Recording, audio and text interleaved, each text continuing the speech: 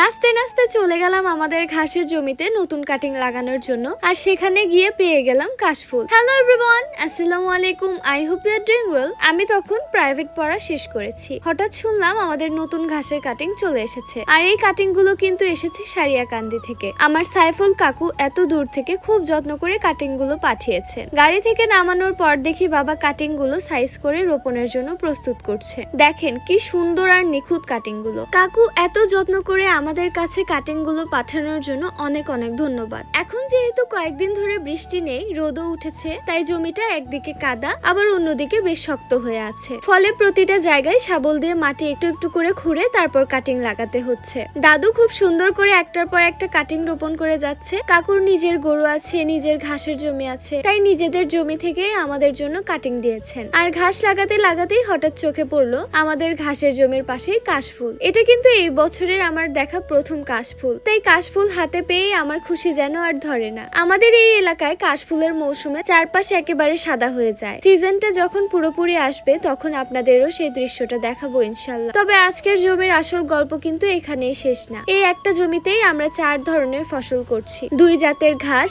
ধান আর মাসকলাই। এখন আমাদের ঘাসের কিছুটা সংকট চলছে। নতুন ঘাস লাগানো হয়েছে ঠিকই, কিন্তু ঘাস বড় হতে তো সময় লাগবে। অন্যদিকে মাসকলাই তুলনামূলকভাবে দ্রুত হয়ে যায়, তাই এই সময়টুকু পার করার জন্যই পুরো জমিতে আমরা মাসকলাইয়ের বীজ বুনেছি। কারণ ঘাস না হওয়া পর্যন্ত প্রতিদিন বাইরে থেকে খড় ও অন্যান্য খাবার কিনে গরুদের খাওয়াতে হচ্ছে। মাসকলাই হয়ে গেলে অন্তত এই সময়টাতে নিজেদের জমি থেকে একটা ভালো খাবারের ব্যবস্থা করতে পারবো ইনশাল্লাহ। আর জমির এক কোনায় দেখছেন ছোট্ট একটা ধানের অংশ।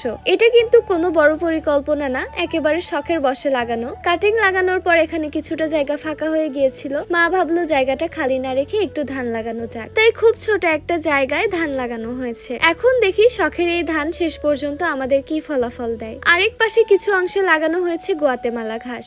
এই ঘাসের কাটিং আমরা বি ব্লক গিয়ে একজন আঙ্কেলের কাছ থেকে সংগ্রহ করেছি। উনি আমার বাবার খুব পরিচিত। আমার বাবা যেমন আর্মিতে ছিলেন, উনিও আর্মিতে ছিলেন। সেই সূত্রেই আমার বাবার সাথে উনার ভালো একটা ঘনিষ্ঠ সম্পর্ক। আজকে সবার সাথে খুব বেশি সময় কাজ করতে পারলাম না, কারণ আমার স্কুলের সময় হয়ে যাচ্ছিল। তবে স্কুল যাওয়ার আগে যতটুকু সময় পাই চেষ্টা করি বাবা মায়ের কাজে একটু হাত লাগাতে। কাজ ছোট হোক বা বড়, কাজের মধ্যে থাকলেই শেখা যায়। তাই স্কুলে যাওয়ার আগে আমার যতটুকু সময় ছিল ততটুকু দিয়ে গাড়লগুলোকে বের করে দিলাম। তারপর বাকি কাজটা বাবা মায়ের হাতে রেখে আমাকে স্কুলের জন্য রওনা দিতে হলো। তো আজকের ভিডিওটা ছিল এ পর্যন্তই। সবাই ভালো থাকবেন, সুস্থ থাকবেন। আল্লাহ হাফেজ।